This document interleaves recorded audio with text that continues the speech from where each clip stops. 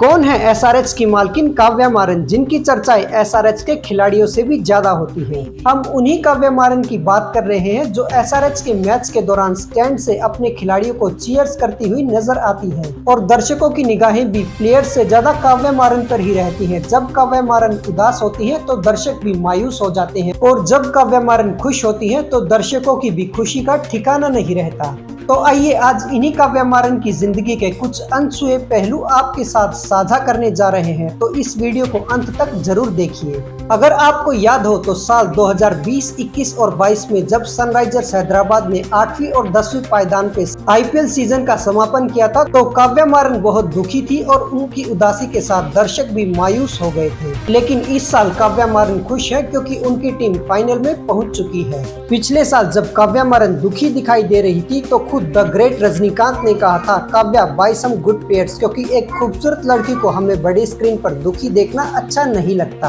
और इसके बाद ही काव्या मारन ने एक बोल्ड और साहसी फैसला लेते हुए एडन मार्करम को कप्तानी से हटा दिया और ये जिम्मेदारी दी गई पैट कमिंस को। पैट कमिंस को कप्तान बनाने का फैसला इस साल सही दिखाई दे रहा है। काव्या मारन की खूबसूरती के चर्चे चाहे जितने भी हो, लेकिन अब उन्होंने अपने टैलेंट को भी मनवा लिया है। उन्होंने पैट कमिंस को महंगे दाम पर खरीद कर सनराइजर्स हैदराबाद का कप्तान बनाने का जो फैसला किया था वो सही साबित हुआ है। आखिरकार सनराइजर्स हैदराबाद चाहे आईपीएल 2024 का फाइनल हार गया हो, लेकिन प्लेऑफ मुकाबले तक सनराइजर्स हैदराबाद ने विरोधी टीम को चारों खाने चित किया है। चाहे आप बैटिंग की बात कर ले या बॉलिंग की, सनराइजर्स हैदराबाद का मुकाबला कहीं नजर नहीं आ रहा था। लेकिन विश्लेषकों का मानना है कि पैट कमिंस को टॉस जीतकर पहले गेंदबाजी करने का फैसला करना चाहिए था। बैटिंग का उनका फैसला गलत साबित हुआ। चाहे जो भी हो, लेकिन इस बात से इनकार नहीं किया जा सकता कि हारने के बावजूद भी काव्या मारन की लोकप्रियता में कोई कमी आई है। फाइनल में सनराइजर्स हैदराबाद की हार के बाद जब काव्या मारन की आंखों में आंसू दिखाई दे रहे थे तो फैंस भी उदास ही दिखाई दे रहे थे। अगर काव्या मारन की निजी जिंदगी के बारे में बात की जाए तो उनका जन्म 1 नवंबर 1991 को एक औद्योगिक घराने में हुआ। इनके पिता का नाम कलानिधि मारन है जो सन टीवी के फाउंडर और चेयरमैन है और इनकी माँ भी एक बिजनेस वुमन है। और यहाँ तक कि काव्या मारन खुद इंडियन प्रीमियर लीग यानी आईपीएल में सनराइजर्स हैदराबाद की सीईओ है और इसके साथ साथ वो साउथ अफ्रीका T20 लीग में भी एक टीम होल्ड करती है और उनकी टीम का नाम है सनराइजर्स ईस्टर्न केप।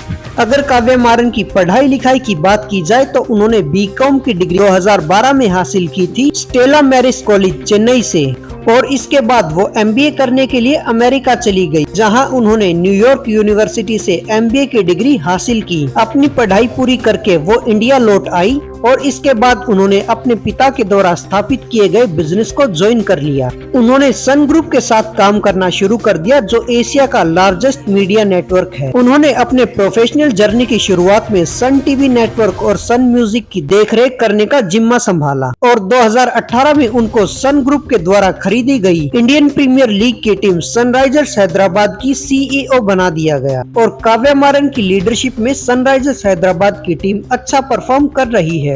अब अंत में काव्या मारन की संपत्ति के बारे में बात कर लेते हैं। तो काव्या मारन की नेटवर्थ लगभग $50 मिलियन यानी 409 करोड़ रुपए के आसपास है और वो भारत की one of the wealthiest young business women है, यानी वो भारत की सबसे अमीर कामकाजी महिलाओं में से एक है। हालांकि काव्या मारन का रिलेशनशिप स्टेटस अभी तक पब्लिक लाइफ में नहीं आया है और आप में से जो क्रांतिकारी लोग काव्या मारन को सोशल मीडिया नेटवर्क पर सर्च करने की कोशिश कर रहे हैं उन्हें हम बता दें कि काव्या मारन किसी भी सोशल मीडिया प्लेटफॉर्म जैसे कि ट्विटर, फेसबुक या फिर इंस्टाग्राम पे नहीं है। काव्या मारन से वहाँ जितनी भी आईडी बनाई गई है वो सब फेक है, क्योंकि काव्या मारन अपनी निजी जिंदगी को निजी ही रखना पसंद करती है। काव्या मारन की जिंदगी के किस पहलू पर आप और वीडियो देखना चाहते हैं कमेंट करके बताइए। ऐसे ही और इन्फॉर्मेटिव और मजेदार वीडियोस के लिए हमारे साथ बने रहें और चैनल को सब्सक्राइब करके बेल आइकन जरूर प्रेस कीजिए। बोलते रहें जय हिंद, जय भारत, वंदे मातरम।